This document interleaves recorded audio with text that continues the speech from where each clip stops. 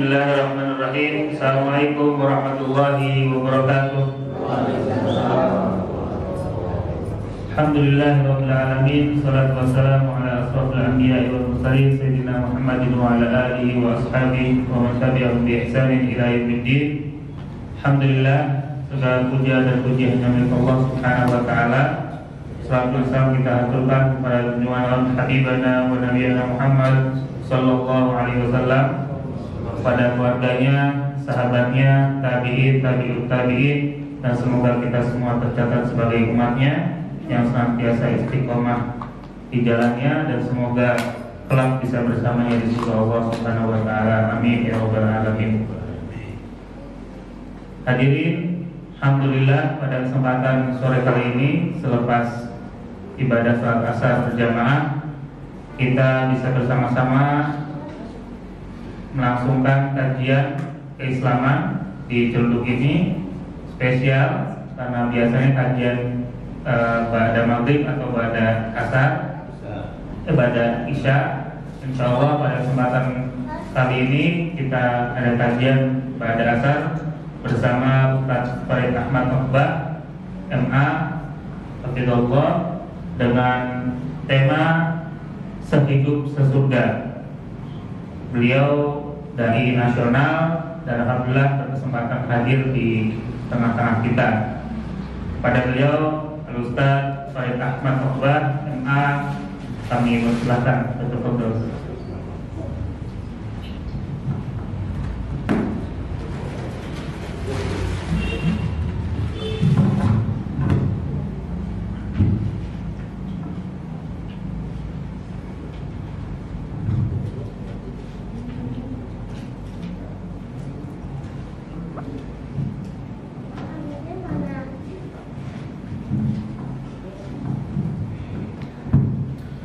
Bismillahirrahmanirrahim. Assalamualaikum warahmatullahi wabarakatuh. Alhamdulillah rabbil alamin, wal aqibatu lil muttaqin wala udwana illa 'alal zalimin. Wassalatu wassalamu ala asyrafil anbiya'i wal mursalin nabiyina Muhammadin wa ala alihi wa sahbihi ajma'in. Ya ayyuhalladzina amanu taqullaha haqqa tuqatih wa la tamutunna illa wa antum muslimun. Subhanaka la ilma lana illa ma 'allamtana innaka antal alimul hakim. Allahumma la sahla illa ma ja'altahu sahla wa anta taj'al hazna idza syi'ta sahla. Ma ba'd. Ikhwani wa akhwati fid din rahimani wa rahimakumullah. Pada sore hari ini insyaallah kita akan membahas tema sehidup sesurga. Pertanyaan yang muncul adalah mengapa manusia itu harus menikah? Ya, mengapa manusia itu harus menikah? Dan cobalah perhatikan ibu-ibu, juga nanti bapak-bapak, ketika hamil 9 bulan, ya, berharap untuk kelahiran anaknya yang sehat, ya, yang akan meneruskan kehidupan selanjutnya dari keluarga itu, dengan susah payah sampai lahir anak itu. Ketika masa jahiliyah, saat anak itu lahir perempuan, itu mukanya berubah. Mereka apa? Tidak suka. Kenapa anakku kok lahir perempuan? Karena bagi mereka orang jahiliyah itu, perempuan itu adalah aib, satu titik lemah. Meskipun nanti kalau anak itu lahir diterima agak besar dikit, kemudian anak itu akan dikubur hidup-hidup. Ya, dan itulah perilaku jahiliyah. Namanya wa'dul banat. Tetapi orang-orang yang sudah bersentuhan dengan Islam, ketika lahir anak laki maupun perempuan, dia bersyukur sama Allah. Yang penting sehat walafiat, ya, dan anak itu akan dirawat, dijaga, sampai kemudian mereka dewasa. Yang paling menarik adalah ketika anak itu perempuan, ya, dari bayi diurusin sampai besar. Kalau sampai umur 24, 25 belum ada yang melamar, apa yang terjadi dengan orang tuanya? Gelisah. Kenapa kok putriku belum ada yang melamar? Bahkan tidak jarang orang tuanya mencarikan jodoh buat apa? Putrinya itu. Pertanyaannya, mengapa kok tega-teganya orang tua itu mau melepaskan anaknya yang mulai dalam alam perut sampai lahir sampai besar, yang diurus sedemikian susah payah dan begitu perhatian, tahu-tahu besar ada lelaki yang melamar, dia setuju dikasih. Ya, kadang-kadang baru kenal. Nah, yang mendorong orang itu tega memberikan anak itu apa? Mengapa kok ada bapak ibu yang sudah begitu susah payah melahirkan anak itu, membesarkan anak itu, setelah besar malah dikasih sama orang? Kadang-kadang orang itu baru dikenal. Ya, itu apa yang memotivasi orang tua itu? Ada yang tahu nggak? Mengapa kok timbul sikap seperti itu? Kalau di negara-negara Barat, negara-negara liberal, ya, di Australia, di Amerika, di Eropa, atau mungkin tempat-tempat lain, kalau anak itu sudah umur 18 tahun, laki maupun perempuan, dia bebas untuk meninggalkan rumah, mau kemana, apapun dilakukan, itu tidak ada kaitan dengan orang tuanya sama sekali. Ya, maka terjadilah perilaku free sex dengan mereka itu, karena sudah tidak ada ikatan dengan orang tuanya. Kalau orang tuanya cawe-cawe dengan anaknya itu setelah umur 18 tahun, dan anak itu lapor ke polisi, bapak atau ibunya ditangkap. Ya, karena dianggap intervensi kepada anaknya, dan anak itu sudah dianggap punya kepribadian sendiri, sudah nggak bisa diatur-atur. Nah, karena itu mereka menciptakan namanya Hari Ibu, ya, supaya setahun sekali anak itu datang memberikan bunga kepada ibunya. Mom, I love you. Ini bunga, saya masih ada. Nah, itu nanti pergi lagi dia, setahun lagi baru ketemu lagi. Ya, begitulah kehidupan orang-orang yang hidup di negeri-negeri liberal itu. Tapi beda dengan orang Islam. Ya, makanya di Australia itu waktu saya di sana itu, data menunjukkan dari 3 orang yang menikah, 2 bercerai, yang 1 berkemudian untuk bercerai. Nikahnya pun oleh mereka dianggap just piece of paper, sekedar selembar kertas saja. Tidak seperti dalam Islam, pernikahan itu sakral, ya, dia bernilai. Karena pernikahan itu atas nama Allah, ya, melibatkan syariat Allah. Makanya Islam menggunakan cara pernikahan. Nah, saudara sekalian, tadi yang belum terjawab, mengapa orang tua kok sampai tega-teganya melepaskan anaknya yang perempuan tadi itu? Itu apa yang mendorong orang tua itu? Ya, mengapa dan apa dorongan orang tua itu kok sampai mau melepaskan putrinya? Ya, Pak Said ini tinggal 1 lagi nih. Ya, lagi dilepasin juga itu putrinya. Ya, mengapa itu? Jawabannya apa? Naluri. Naluri. Kalau bahasa Inggrisnya namanya insting. Kalau bahasa Al-Qur'annya, bahasa hadisnya namanya fitrah. Fitrah. Ya, surat Ar-Rum ayat yang ke-30.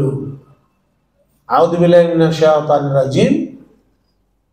Faqim wajhaka lid-dini hanifa. Fitratallah allati fatara an-nasa 'alaiha. La tabdila li khalqillah, dzalika ad-dinul qayyim. Walakinna aktsara nasi la ya'lamun. Ya. Sebenarnya ayat ketiga surat Ar-Rum ini hanyalah salah satu bagian ikatan manusia dengan Allah. Ya, saya nggak bahas yang dua itu di lain waktu, tapi saya bahas yang ikatan kedua ini. Ikatan apa? Alam fitrah. Ya, arahkan wajahmu di atas agama ini. Ya, itulah fitrah yang Allah tetapkan pada diri manusia. Tidak ada perubahan dalam fitrah itu. Itulah agama yang lurus.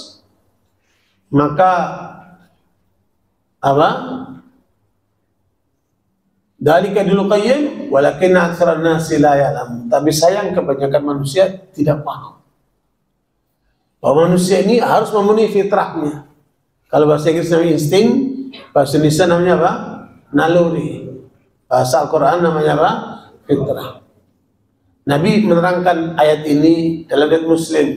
Kullu mauludin yuladu 'alal fitrah fa abawahu yuhawidanihi aw yunassiranihi aw yumajisanihi. Setiap anak, kata Nabi, lahir di atas fitrahnya. Insting atau naluri tadi itu. Tergantung orang tuanya akan menjadikan anaknya itu Yahudi, Nasrani, atau Majusi. Nah, fitrah di sini Rasulullah menafsirkan apa? Islam.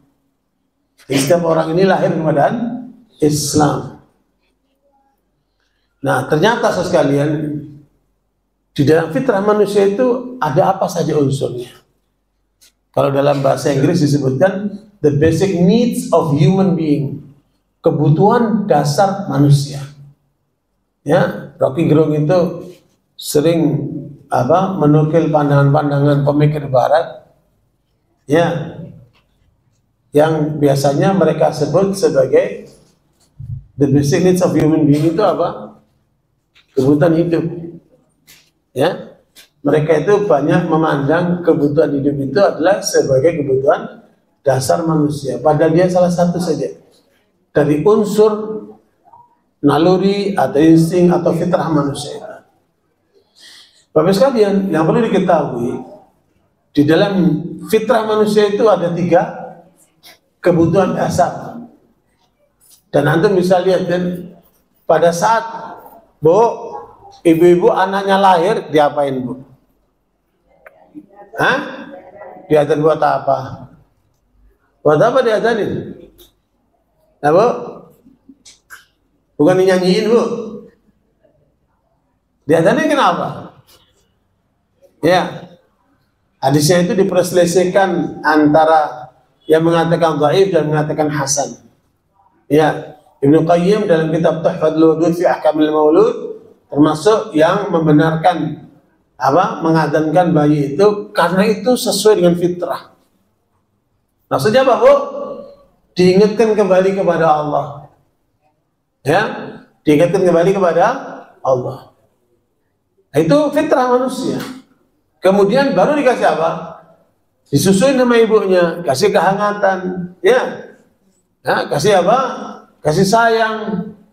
Kemudian kasih makan terus sampai anak itu besar, sekolahkan. Ya. Maka kebutuhan-kebutuhan dasarnya dipenuhi oleh orang tuanya. Ya, sandang, pangan. Artinya yang kedua. Jadi maknanya yang pertama, manusia itu butuh agama. Manusia itu butuh Islam. Itulah fitrah manusia itu. Makanya setiap anak yang lahir dari kehidupan manusia ini semuanya muslim. Meskipun dia anak orang kafir. Makanya pernah ada ibu-ibu masuk Islam, anaknya 3 kecil-kecil. Sama saya Islamkan ibunya, anaknya perlu diislamkan nggak? Nggak perlu. Kenapa? Dia masih muslim. Kapan diislamkan mereka? Kalau sudah balik, keluar dari Islam, maka kalau mau Islam harus diislamkan dulu. Ya, itu ukurannya apa? Kalau sudah balik, perempuan ditanda dengan mens, ya, kemudian lelaki ditanda dengan umur 15 tahun atau mimpi. Nah, karena itu Islam itu adalah fitrah manusia.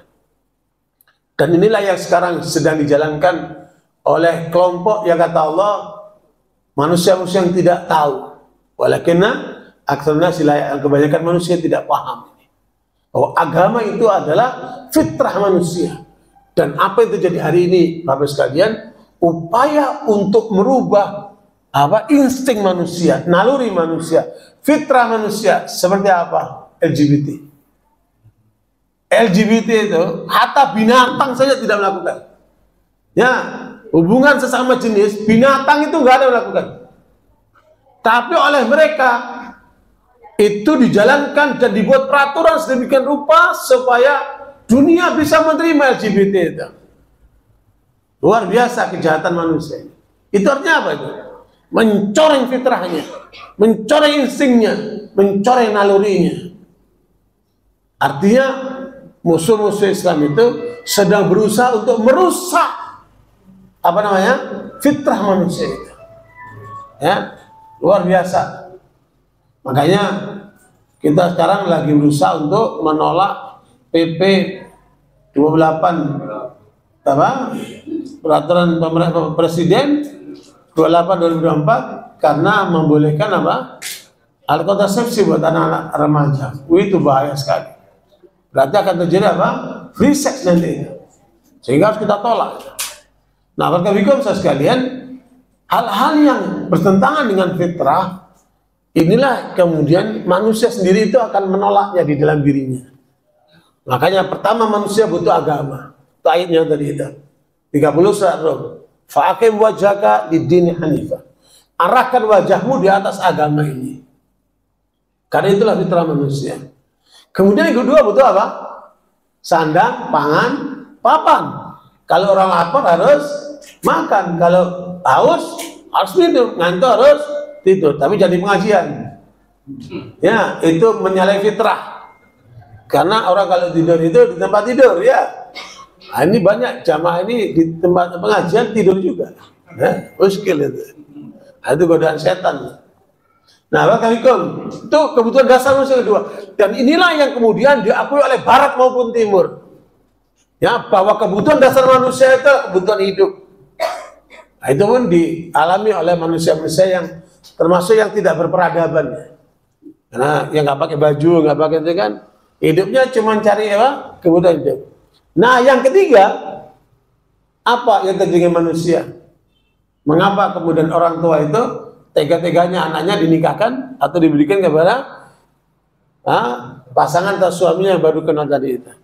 Itu fitrah manusia. Apa itu? Ya, manusia butuh lawan jenis. Hanya Islam caranya diikat dengan perkawinan supaya bertanggung jawab. Ya, subhanallah, luar biasa. Dari sini saja kita bisa melihat beda Islam sama yang lain. Ya, luar biasa. Ya, innakum akhadtumuhunna bi amanatillah. Kaum lelaki, kamu ambil calon istrimu itu, sebagai amanat dari Allah. Jangan sembarangan kamu lakukan istrimu. Makanya kata Rasulullah, khairukum li ahli, wa ana khairukum li ahli. Sebaik lelaki itu yang terbaik kepada istrinya. Ya, dan aku ada terbaik kepada istri. Makanya ukuran lelaki itu bukan khair sama sahibnya. Ya, bukan khair sama bosnya. Bukan khair sama yang lainnya. Yang pertama apa? Sama istrinya dulu. Makanya kalau seorang istri merasa nyaman, merasa aman, merasa romantis dengan suaminya, itu pertanda wanita bahagia dengan pasangannya. Ini banyak sekarang ini laki-laki dan perempuan, istri yang tertekan oleh suaminya sendiri. Kapan itu? Ya, kalau suaminya ngaca nggak benar. Umpamanya ada ibu-ibu di Jakarta itu, rumahnya mewah, mobilnya banyak. Tapi ibu ini kurus. Saya tanya, Bu, kayak ibu ini tertekan sih. Kenapa ini? Iya Ustaz, saya tertekan dengan suami saya. Kenapa Bu? Kan saya udah ngaji Bu Ustaz, nggak boleh makan haram. Karena kalau makan haram nanti doa-doa nggak dikabulkan sama Allah. Sementara suami saya ngajak makan sembarangan Ustaz. Makanan restoran Korea, restoran Jepang, dia nggak tahu halal haram itu. Saya keberatan, makanya saya datang ke apa namanya, bagian masaknya itu untuk supaya minta yang halal saja. Itu diomelin sama suaminya di mana-mana. Jadi dia tertekan oleh suaminya sendiri. Bahkan ada ibu-ibu di satu pengajian nanya sama saya, Pak Ustaz, nanti kalau bapak-bapak di surga dapat bidadari, mananya apa? Tidak ada orang masuk surga jomblo. Ya, tidak ada orang masuk surga jomblo. Ya, nggak ada sendiri-sendiri. Semua akan masuk surga dengan pasangannya. Bagaimana kalau nanti ketika di dunia nggak punya pasangan, ya, nggak menikah saya mati, mana itu? Allah akan siapkan di sana. Ya, Allah akan berikan di sana. Makanya nggak usah khawatir. Tapi yang penting bagaimana kita merancang, nah, dengan ayat ini kita masuk surga dengan pasangan kita. Makanya selama di dunia harus tepat memilih pasangan. Jadi jangan cuma sekedar menikah saja. Jadi Bapak Ibu sekalian, itulah fitrah yang ketiga adalah manusia butuh pasangan. Makanya 3 bagian ini tidak akan terpisah dengan manusia. Karena itu naluri. Dia butuh Allah, butuh agama untuk mengatur hidupnya. Dia butuh kebutuhan dasarnya, yaitu kebutuhan hidup. Maka dia berusaha untuk memperoleh halal. Dan yang ketiga, dia akan menikah dengan pasangannya. Makanya bapak-bapak itu bu, bapak-bapak itu seperti matahari. Pagi bergerak, ingat, mari pulang. Makanya Rasul mengatakan, wa may tawakkal 'ala Allahi haqqa tawakkulihi la razaqahu kama turzaqu tayr taghdu khimasa wa taruhu bitana. Ya, orang yang bertawakal kepada Allah benar, maka dia akan bergerak seperti burung. Antum lihat burung-burung itu kan, pagi sudah bergerak, ya berkicau keliling ke sana kemari, cari hidup dia. Maghrib sudah pulang. Antum lihat itu yang namanya walet itu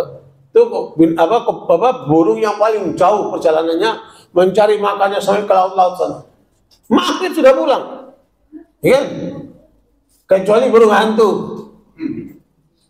Maghrib masih belum di rumah itu. Makanya laki-laki itu paling bagus maghrib sudah di rumah. Nah, perempuan itu dia ibarat seperti apa? Bulan. Ini banyak ibu-ibu jam 7 udah teler. Lah, kalau jam 7 udah teler berarti bulannya gerhana itu. Ya, Bu. Makanya kalau maghrib malam itu ibu harus segar, wangi. Ya, menyambut suaminya. Ya, meskipun nenek-nenek. Karena bahagia itu nggak nunggu honeymoon.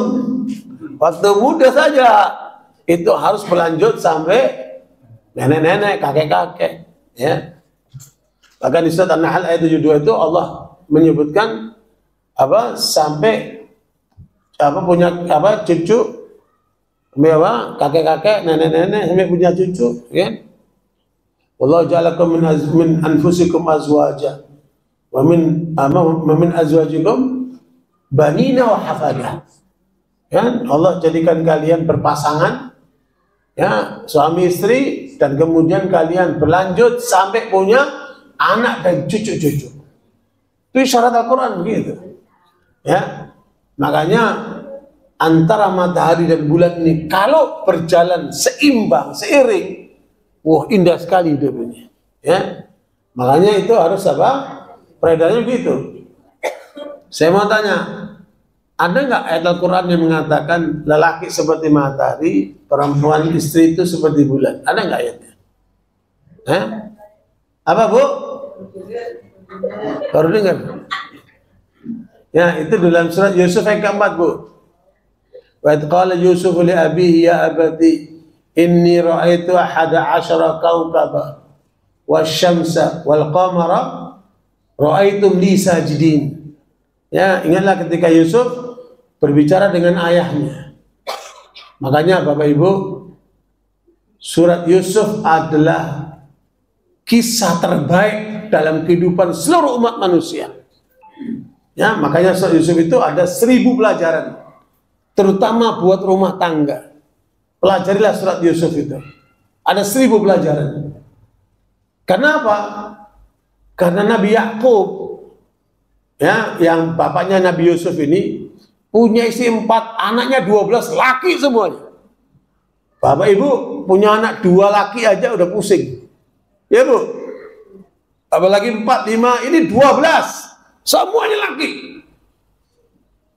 Dan bagaimana saudara Yusuf itu ingin menghilangkan Yusuf dari peredaran, ya, mau dibunuh itu, karena cemburu. Nah itu kadang-kadang antar saudara timbul apa? Kecemburuan. Dan bagaimana meredam kecemburuan itu? Makanya surat Yusuf ini dahsyat, ya, dan 1000 pelajaran. Nah, barakallahu. Tapi Nabi Yusuf pun akhirnya disingkirkan sama saudara-saudaranya, dibuang ke apa? Sumur, kemudian ditemukan oleh musafir, kemudian dijual di pasar, ya, pasar apa? Pasar budak. Kemudian dibeli sama kepala kepolisian di Mesir, kemudian diambil anak itu. Kemudian tumbuh besar di rumah keluarga si polisi itu, tapi istrinya polisi tertarik dengan Nabi Yusuf karena ganteng, gagah, ya. Dan dia minat lagi. Masukkan di kamar, dikunci, ya. Pokoknya, hai talak, lakukan yang kamu inginkan. Walaqad hammat bihi wa hamma biha laula ar-ra'a burhana rabbi. Ya, hampir saja Nabi Yusuf itu terbawa oleh rayuan perempuan ini. Padahal istrinya apa? Istrinya kepala polisi ini tertarik dengan Nabi Yusuf. Itulah pentingnya menjaga mahram, ya, supaya jangan terjadi kemelut justru dalam rumah sendiri terhadap anak angkat itu kan. Nah, itu pelajaran penting, ya. Tapi Nabi Yusuf karena ingat sama Allah, dia berpaling, tidak mau apa? Mengkhianati apa? Bapak angkatnya itu. Selingkuh atas permintaan istri, nggak mau dia. Dan dia ingat sama Allah Ta'ala. Jadi luar biasa. Tapi untuk menutupi perilaku buruk istri polisi itu dengan congkaknya, dan ini pelajaran juga banyak istri-istri para pejabat, ya, mendorong suaminya berbuat zalim kepada orang lain. Untuk apa? Memenjarakan Nabi Yusuf supaya berita, ya, perselingkuhan istrinya polisi ini tidak kebongkar. Maka Nabi Yusuf dijebloskan ke dalam penjara. Coba itu. Tanpa salah Nabi Yusuf. Ya, artinya banyak orang masuk penjara juga belum tentu salah. Seperti itu. Ya. Saya pun ngalami juga. Ya. Ya udah, namanya Madrasah Yusufiyah. Ya.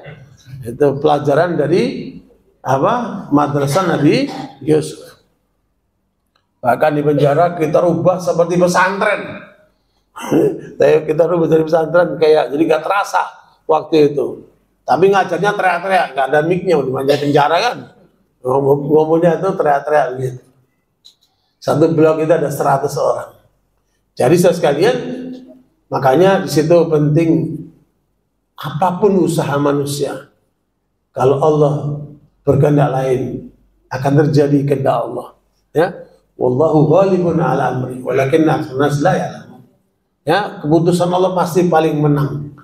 Ya, meskipun banyak manusia tidak tahu. Justru dari penjara itulah Nabi Yusuf diangkat jadi menteri. Ya, oleh si Raja Mesir itu kan. Jadi terhormat. Ya. Nah, kembali kepada ayat keempat surat Yusuf itu. Ingatlah ketika Yusuf berbicara kepada ayahnya, wahai ayahku, aku bermimpi melihat 11 bintang. Itulah arti saudara. Jadi, saudara itu seperti bintang. 3 fungsinya bintang itu. Pertama, dia hiasan langit, maka jadilah saudara yang menghias rumah. Ya. Yang kedua adalah petunjuk. Makanya banyak nelayan-nelayan itu dia apa? Menggunakan apa? Petunjuk arah dari mana? Dari bintang. Yang ketiga apa? Untuk melempar setan. Maknanya apa? Untuk melindungi saudaranya. Ya, sebagai konsultan, sebagai apa? Untuk melindungi saudaranya. Nah, sementara matahari itu adalah bapaknya dan apa? Bulan itu adalah ibunya. Jadi makanya lelaki seperti apa? Matahari, perempuan seperti apa, Bu? Bulan. Kalau bisa bulannya selalu purnama, Ibu. Jangan sampai kena gerhana, Bu. Ya. Jadi selalu apa? Indah dipandang, subhanallah. Makanya lelaki itu selalu didorong baiti jannati. Saya berkeyakinan bila lelaki itu tidak bahagia dalam rumah tangganya, jangan berharap dia akan bahagia di luar rumahnya. Ya, makanya rumah tangga ini harus kita kawal betul. Nah, pertanyaan berikutnya, bapak-bapak ketika milih istri itu ukurannya apa? Lelaki ketika milih calon istri itu ukurannya apa? Ukurannya apa? Mau nggak bapak-bapak dinikahkan dengan perempuan yang bejat? Perangnya? Gimana perangnya? Ukuran apa perangnya itu? Dalam hadis Bukhari Rasul mengatakan, "Tunkahul mar'atu li arba'." Lelaki perempuan itu dinikahi karena 4 pertimbangan. 4 pertimbangan. Kalau mau nikah, tapi kayaknya udah lewat masanya. Ya, banyak anak kakek-kakek, udah banyak keluarga kan. Tetapi mungkin nanti anaknya, cucunya, itu harus memperhatikan 4 pertimbangan. Tunkahul mar'atu li arba', wanita dinikahi karena 4 pertimbangan. Dijamaliha, karena dia cantik. Ya Pak, perangnya nggak cantik gimana Pak? Nggak mau kan? Itu maunya cantik lah, tuh normal. Ya. Kemudian limaliha, dia karena punya kekayaan. Yang prioritas ya. Kalau Bapak ditawari kaya miskin perempuan pilih mana Pak? Rata-rata laki-laki yang kaya lah. Ya. Kalau ibu-ibu pasti milihnya yang kaya. Bu, ada nggak ibu-ibu yang mau nyari laki yang miskin? Nggak ketemu. Malah ibu kalau ditanya mau nyari laki mana? Yang mapan. Ya, meskipun udah punya istri nggak apa-apa, yang penting mapan. Ada ibu. Ya. Tapi ini di Jakarta bukan di Ciledug. Kayak gitu kan di Jakarta tuh. San Mawar. Jadi itu perempuan dinikahin karena kecantikannya, kedua kenapa? Kekayaannya, yang ketiga karena keturunannya. Ya, darah biru dan ningrat apa itu kan? Atau terhormat. Dan yang keempat baru apa? Agamanya Pak, jangan perangannya Pak, agamanya. Karena perang itu bagian daripada akhlak itu bagian daripada agama. Ya. Iya, akhlak itu bagian daripada agama. Jadi agamanya, akhlaknya baik, sholat buat apa? Iya. Akhlaknya baik, tapi kemudian suka selingkuh buat apa? Makanya harus ada agamanya. Kata Al-Khawarizmi itu yang menemukan Al-Jabar. Dikatakan menurut teori saya, ya harta atau kecantikan itu 0 karena bakat muda. Ya, Bu, memang ibu bisa jaga kecantikan nenek-nenek? Pakai apa? Kalau nenek-nenek aja, untuk tipu juga, ya? Jempol. Itu alami. Ya, cantik bakal apa? Udah. Kekayaan bakal habis. Ya bisa habis kekayaan. Kemudian keturunan hanya sebatas di dunia. Fa idza nufikha fis suri fala ansaba bainahum yawma idzin wa la tasalun. Surat Al-Mu'minun ayat 1. Kalau sudah ditiupkan sangkakala, sudah nggak ada arti lagi, arti nasab. Keturunan selesai. Ya orang ribu-ribu keturunan itu sebenarnya itu hanya untuk dunia saja. Ya. Nah, untuk agama Al-Khawarizmi mengatakan nilainya 1. Kalau Bapak memilih perempuan, pertimbangannya 4. Ya. Kecantikan, kekayaan, keturunan, agama. Berapa nilainya? Berapa nilainya? Menurut mana 100? Matematika jeblok amat. Ini kata Al-Khawarizmi 001. Berapa nilainya? Lah mana 1000? 001. 1 lah. Tapi kalau agamanya +1, berapa nilainya? Baru 1000 Pak. Jadi agama ini ngangkat semuanya. Begitulah pentingnya agama ini. Makanya kalau ditanyakan fitrah manusia, insting manusia, naluri manusia tiga, dia butuh agama, dia butuh pasangan, dia butuh hidup, dia butuh pasangan. Mana yang penting? Agama. Sebab kalau agamanya benar, terangkatlah hidupnya benar, pasangannya benar.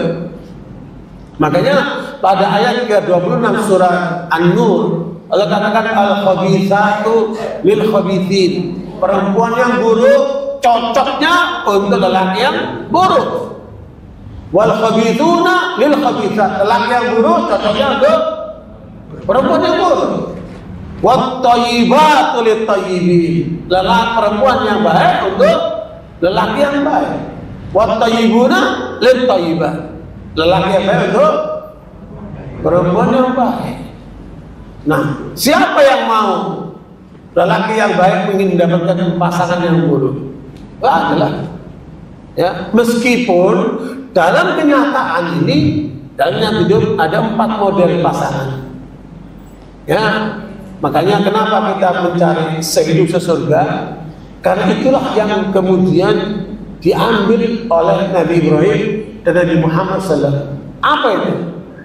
Ya, lelakinya baik, perempuannya baik, suaminya baik, istrinya baik. Ya, Nabi Ibrahim dengan istrinya nanti ketemu di surga. Nabi Muhammad sama istrinya nanti ketemu di surga. Sehidup di surga mereka. Tapi ada yang kedua, Nabi Nuh dan Nabi Lut alaihi wassalam. Ya, nabinya benar, tapi istrinya nggak mau diajak yang benar. Ya, istrinya membangkang. Makanya Kan'an itu ngikuti ibunya. 3 pria lain anak Nabi Nuh ngikuti Nabi Nuh. Selamat. Mereka lah yang kemudian naik apa? Naik perahu itu. Yafet, lahirlah orang-orang Melayu, Cina, itu dari Yafet. Ya, Sam itu lahirnya orang Arab, Eropa. Ke Ham lahirlah itu orang Afrika dan semacamnya. Nah, anak-anak manusia ini semua dari mana ini? Keturunan Nabi Nuh alaihissalam. Ya, nah, Kan'an tenggelam terbawa bah itu, karena dia ikut ibunya. Ya, makanya hati kalau milih perempuan, ingat dia akan jadi bakal ibu anak. Maka pilih yang benar. Pada suatu kali ada seorang bapak-bapak datang membawa anaknya yang bandel menghadap Amirul Mukminin Umar Khattab. Bapak mengatakan, ya ini tolong nasihati anakku ini. Anakku ini bandel, nggak menurut sama bapaknya. Ya, kan ada anak bandel seperti itu kan. Maka Umar melihat anak itu, tiba-tiba anak itu bertanya, wahai Amirul Mukminin, apa hak seorang anak dari bapaknya? Anak juga punya hak dari bapaknya kan? Dia bertanya, apa hak seorang anak dari bapaknya? 3 kata Umar. Perhatikan, 3 hak anak dari bapaknya. Yang pertama kata Umar, memilihkan untuk anaknya ibu yang salihah. Tuh, berarti lelaki saat memilih calon istrinya itu harus dipikirkan dia bakal jadi calon ibu anak. Itu yang diperhatikan. Ya, kata Umar, hak seorang anak pertama dipilihkan ibu yang salihah. Yang kedua, ketika lahir dikasih nama yang baik. Jangan ngasih anak sembarangan namanya. Ini banyak orang ngasih anak namanya sembarangan. Itu hak anak diberikan hak yang nama yang baik. Kemudian ketiga, diajarkan Al-Quran kepadanya. Itu hak seorang anak. Ketika mendengarkan Umar 3 hal ini, anak mengatakan, wahai Amirul Mukminin, demi Allah, 3-3-nya saya nggak dapat dari bapakku. Aku diberikan seorang ibu yang budak, artinya setengah manusia, bukan manusia seutuhnya. Itu buat ibuku. Aku ketika lahir dikasih nama Joel. Joel itu kumbang yang makan kotoran itu. Sembarangan banget ngasih nama anak kan. Dan aku tidak pernah diajarkan Al-Quran oleh ayahku.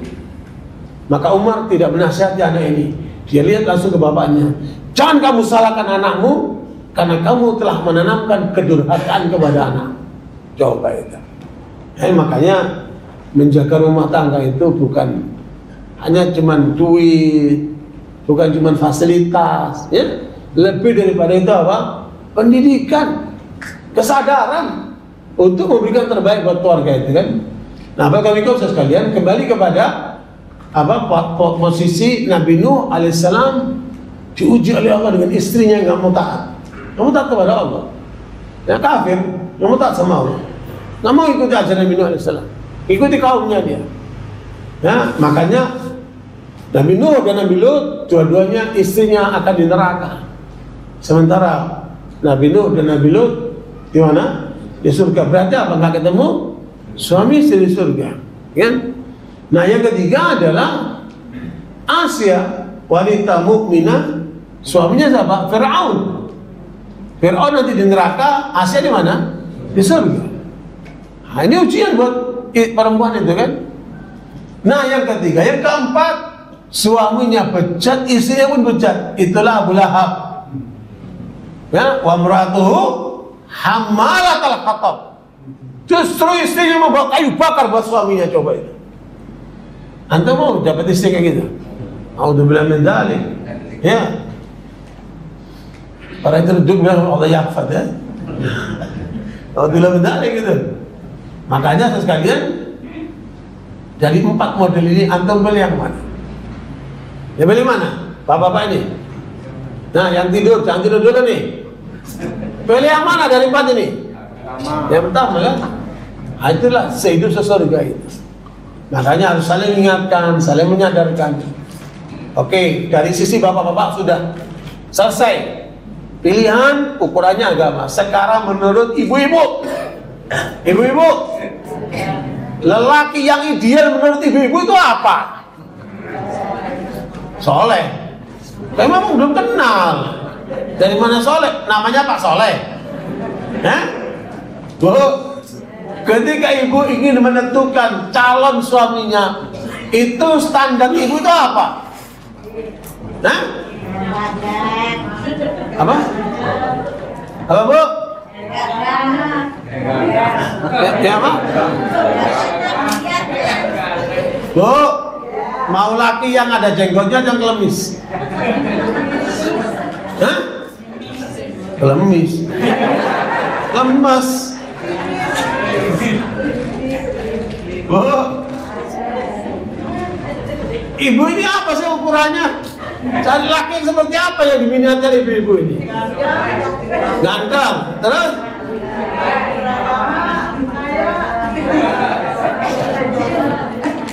Ini bapak-bapak terpukul semua ini. Hah? Bu, bisa mengeluarkan setiap bulan, Dok. Masya Allah, Masya Allah. Berarti lelaki soleh banget ya? Mana ada orang umrah sebulan sekali? Sempong umrah aja nggak sebulan sekali, Bu. Nah, Bu, salah semua. Ya, ukuran lelaki yang diharapkan perempuan seperti apa? Bapak tahu nggak? Soleh-soleh melulu. Nggak jelas solehnya, belum nikah kok. Hah? Kan belum nikah, ini bicara mau milih calon. Ukurannya apa ya, Pak? Nah, Bu, perhatikan, Bu, kalau ada 5 lelaki yang melamar ibu, ya Bu, yang satu gagah, ya Bu, yang satu lemes, yang satu gemuk, yang satu kurus, yang satu pendek, ibu pilih mana, Bu? Hah? Makanya harus punya standar, ya, ukuran lelaki yang ideal menurut perempuan itu apa? Jadi ibu-ibu ini sepertinya nggak punya standar, Bu. Allah merekamkan buat ibu-ibu semua. Bu, di mana coba ayatnya, Bu? Lelaki yang diminati oleh perempuan itu seperti apa? Ada di dalam Al-Quran. Bu, surat apa ayat berapa, Bu? Ya bisa jawab, kasih 100.000. Ya, kasih 100.000 sama saya nih, Bu. Bu, hah? An-Nisa. Banyak amat tuh. Ini saya perempuan-perempuan. Itu pilihan bapak-bapak, Bu. Bapak memilih, ibu-ibu memilih lelaki seperti apa? Nabi Yusuf. Nabi Yusufnya udah nggak ada, Bu. Bu, coba lihat tuh surat Al-Qasas ayat 26. Ya, waqalat ihdahuma ya abati istajirhu inna khaira man istajartal qawiyyul amin. Tuh keinginan perempuan tuh. Coba Bu baca terjemahnya, Bu. Al-Qasas ayat 26. Coba mau dengar bacanya Ibu nih. Lelaki ideal menurut perempuan. Al-Qasas ayat 26. Jangan lupa itu, Bu. Meskipun ibu-ibu udah lewat, nanti buat anaknya, cucunya ya. Nah, itu ukurannya itu. Apa, Bu? Coba dibaca terjemahnya. Dan salah seorang dari kedua perempuan itu berkata, wahai ayahku, jadikanlah dia sebagai pekerja pada kita. Orang yang kuat dan dapat percaya. Orang yang paling baik yang engkau ambil sebagai pekerja pada kita ialah orang yang kuat dan dapat dipercaya. Subhanallah. Itu perempuan siapa sih, Bu? Siapa itu perempuan? Kok hebat banget dia? Hah? Dia putrinya Nabi Syuaib. Jadi putri Nabi Syuaib itu dengan halus mengatakan sama ayahnya, wahai ayahku, ambillah Nabi Musa ini. Musa waktu itu masuk gagah, ya, perkasa, kuat. Ingat ya, wahai ayahku, ambillah orang ini menjadi pegawai kita. Maksudnya apa? Itu isyarat jadi menantu bapak. Tuh, jadikan dia menantu bapak. Ya, kenapa? Dia kuat dan amanat. Nabi Syuaib bertanya, dari mana kamu tahu dia kuat? Ya, Nabi Syuaib bertanya, dari mana kamu tahu dia kuat? Waktu dia membantu kami mengambilkan air, wahai ayah, dia angkat batu besar yang menutupi mata air itu. Tandanya apa? Berarti perempuan suka yang mana, Bu? Bu, ada laki-laki ganteng, gagah, payah, tapi lemes. Mau Ibu? Nggak mau. Berarti standar perempuan apa? Lelaki yang kuat. Nah, kuat itu ada 5 tafsir ini. Bu, kuat itu jangan denger saja, Bu. Ada 5 tafsirnya. Apa itu? Yang pertama, kuat agamanya. Ya, Bu. Yang kedua, kuat kepribadiannya. Ya, dia punya kepribadian yang kuat, Ibu. Sehingga dia melindungi istrinya. Ya, Bu. Dia bertanggung jawab terhadap keluarganya. Itu kuat kepribadiannya. Yang ketiga, kuat akalnya, bukan idiot. Buat apa kuat tapi idiot, Bu ya? Tapi apa? Kuat apa? Pikirannya, akalnya. Yang keempat, kuat fisiknya. Benar itu, Bu. Yang kelima, kuat kantongnya. Nah, ini tuh ibu-ibu nih.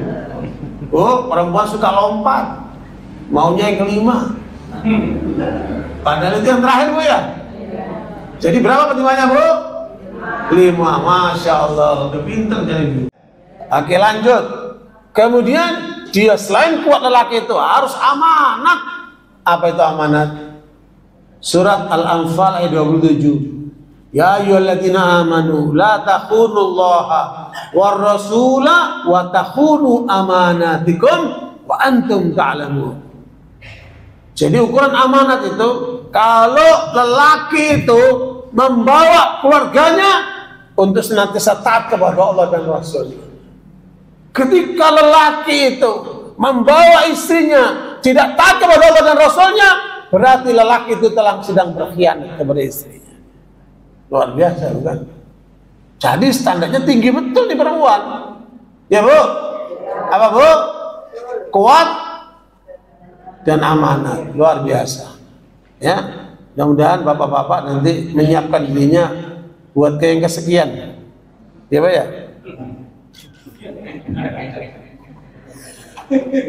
Nah, Bapak Ibu sekalian, makanya sekarang ini banyak artis-artis, Bu, cari ustadz-ustadz yang kuat dan amanat. Ya, luar biasa. Jadi harganya lagi naik di sana, Bu. Oke, lanjut ya. Nah, kalau sudah pasangan suami istri ketemu dalam pernikahan, ngapain? Bu, mau cerita nggak, Bu? Ada seorang perempuan solihah dan cantik. Ini kejadiannya di Jawa Tengah. Ya, oleh bapaknya dinikahkan dengan lelaki mantan preman, bertato badannya. Tapi karena perempuan ini menyadari nggak mungkin ayahku menjerumuskan aku, sehingga ketika ditanya sama ini ada bapak-bapak mau melamar kamu, nah gimana pendapat kamu? Terserah ayah. Ya, karena ayahnya nggak mungkin mencelakakan putrinya. Akhirnya dinikahkanlah bapak mantan preman ini dengan perempuan solihah yang cantik ini. Ketika malam pertama habis sholat isya, perempuan ini ngaji Quran.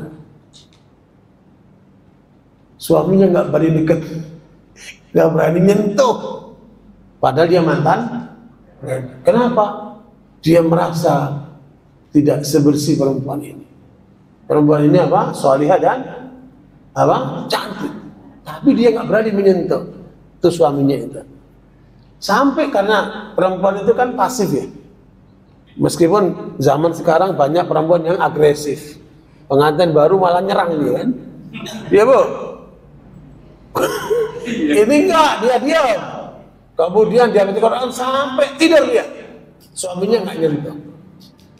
Hari kedua pun seperti itu. Habis satu perempuan baca Quran sampai tertidur.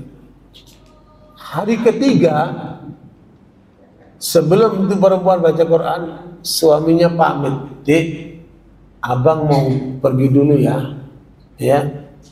abang nanti cepat balik." "Iya bang, hati-hati bang," kata istrinya. Tapi istrinya cerdas nih, kalau dia pergi kemana ini?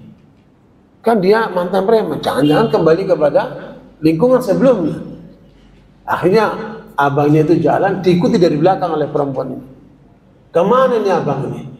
Diikuti dari belakang malam itu. Tiba-tiba si lelaki ini masuk musola. Masuk musola, dia wudhu, dia sholat.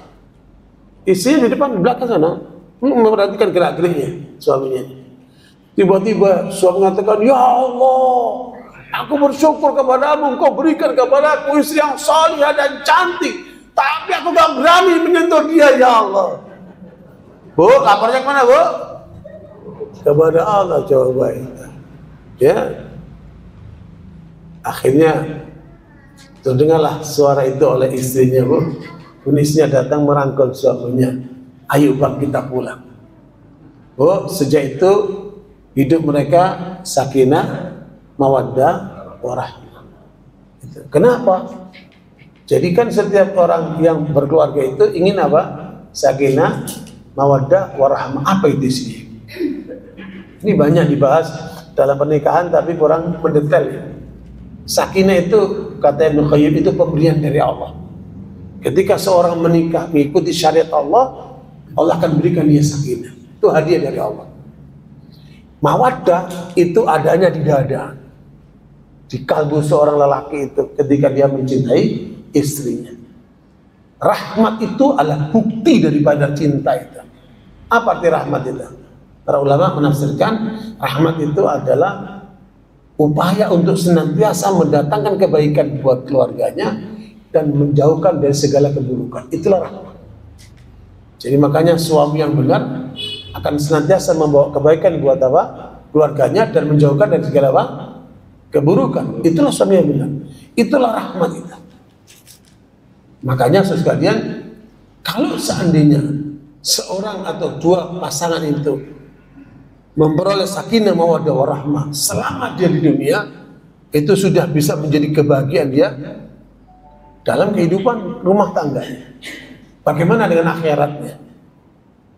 Jadi pada ayat yang 57-58 surat Yunus ya, 57-58, "Ya ayyuhan nas, qad ja'atkum mau'izatun min rabbikum Coba dilihat itu, nanti dibaca terjemahnya. Surat apa? Yunus ayat 55. Ya ayyuhan nas qad ja'akum mau'izatun min rabbikum wa shifaa'un lima fis sudur wa hudan wa rahmatan lil mu'minin. Qul bi fadlillahi wa bi rahmatihi fabidzalika falyafrahu huwa khairum mimma yajma'un. Ya. Surat apa? Yunus 57 58. Coba dibaca terjemahnya.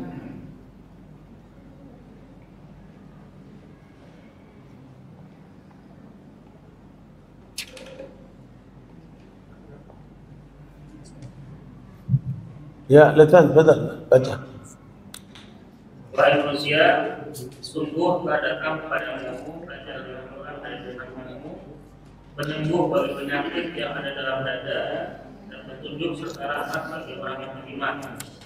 Katakanlah Muhammad, dengan karunia Allah dan rahmatnya, hendaknya dengan itu mereka bergembira. Itu lebih baik daripada apa yang mereka lakukan. Bergembira itu perintah Allah. Ya, dengan apa kalian bisa bergembira atau berbahagia dalam kehidupanmu dan nanti juga melebar sampai ke akhirat itu? Apa? Allah katakan seperti itu. Pertama, kamu harus dekat dengan Al-Quran. Rumah tangga yang bahagia itu apabila rumah tangga itu dekat dengan Al-Quran. Itu ayatnya. Makanya Bapak Ibu jangan ada sehari tidak baca Al-Quran. Ya, ada seorang ustadz dituduh mencuri sama jamaahnya. Jadi ibu-ibu mengundang seorang ustadz memberikan ceramah di keluarganya. Habis pulang pengajian, rumah itu geger karena kehilangan amplop yang di dalamnya ada duit 5 juta. Kemudian tidak ada orang lain di rumah itu kecuali ustadz itu orang lain. Makanya di rumah itu sepakat ini yang nyuri ustadz nih. Ya. Nah, ibu ini yang mengundang ustadz itu, dia kesal banget sama ustadz itu. Dia undang keluarga kita malah nyuri duit, kata ibu ini. Seudang dia. Sampai ibu ini saking keselnya, pengajian ustadz itu nggak mau datang lagi dia. Berjalan sampai 3 bulan. Rupanya ibu ini nggak kuat, ingin menyampaikan di depan ustadznya. Pas satu pengajian dia datang. Habis pengajian ditemuin sama ibu ini. Ustadz mencuri duit kami kan? Kaget Ustaz, kapan saya mencuri Bu? Itu waktu Ustaz ceramah di tempat kami, di rumah kami kehilangan duit 5 juta. Ustaz nyuri kan? Astagfirullahaladzim Bu. Saya baru ingat sekarang. Waktu setelah pengajian itu saya melihat ada amplop, saya nggak tahu berapa jumlahnya. Ada amplop, khawatir amplop ini nanti diambil orang atau jatuh, saya masukkan di Quran Ibu. Kan Ibu setiap hari baca Quran. Supaya Ibu temukan ada uang di dalam amplop di Quran itu. Coba Ibu cek dulu. Jangan mudah menuduh, coba cek dulu. Ibu itu mukanya berubah, dia cepat pulang. Dilihat di Qurannya betul. Ternyata ada amplop yang ada duitnya itu. Berarti Ibu itu sudah 3 bulan nggak baca Quran.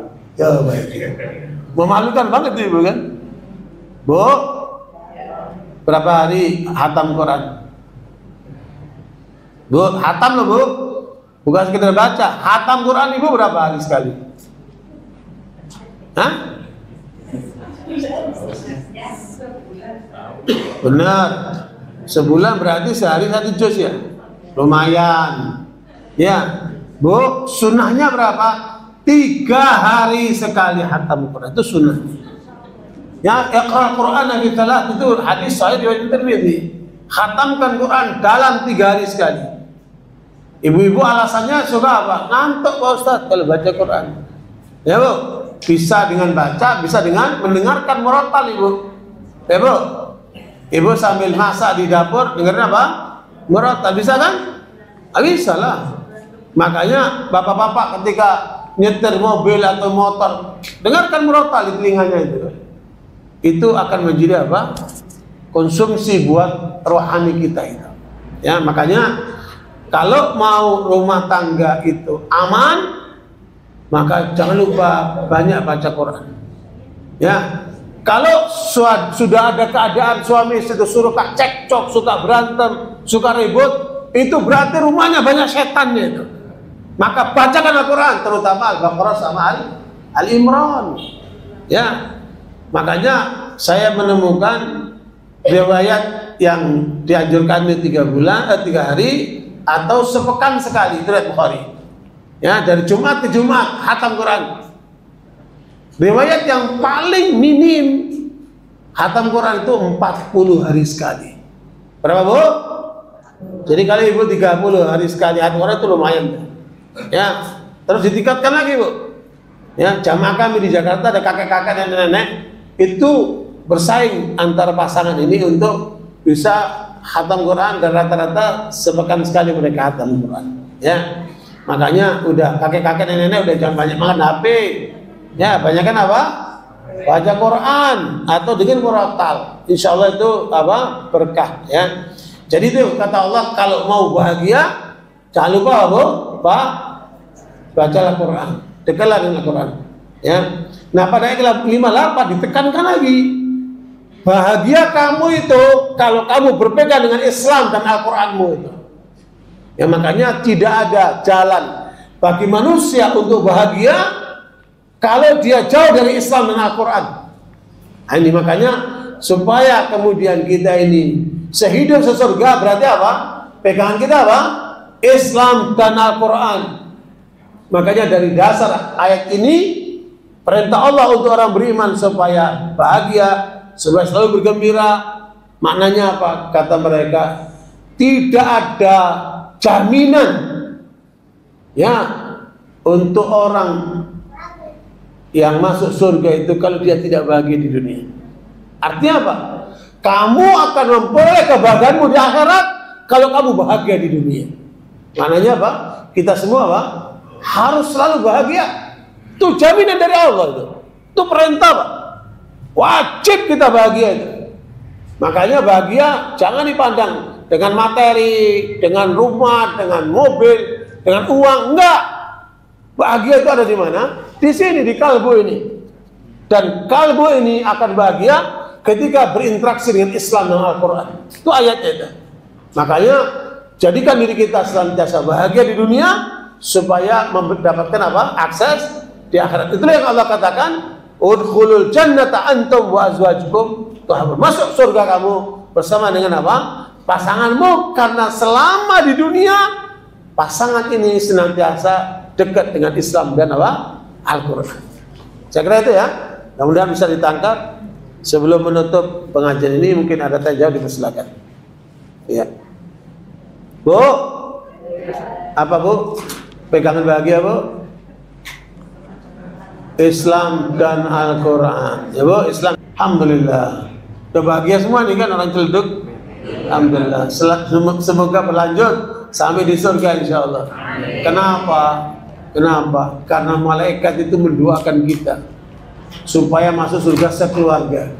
Surat Ghafir ayat 8. Rabbana wa'adkhilhum jannati 'adn allati wa'adtahum wa man salaha min abaihim wa azwajihim wa dzurriyyatihim innaka antal azizul hakim. Ya Allah, masukkanlah orang-orang beriman itu ke dalam surga Adn. Mereka orang tuanya ke atas, ya, pasangannya dan anak keturunannya ke bawah, supaya semuanya masuk surga ya Allah. Dan Engkau Maha Perkasa, Maha Bijaksana. Doa siapa itu? Para malaikat. Jadi tinggal kitanya kan, malaikat doa kita, tinggal kitanya. Bagaimana supaya selalu bahagia sampai dunia dan akhirat. Subhanallah, asyhadu an la ilaha illa anta astaghfiruka wa atubu ilaik. Terima kasih undangannya. Semoga dipertemukan di kesempatan lain. Alhamdulillah, wassalamualaikum warahmatullahi wabarakatuh.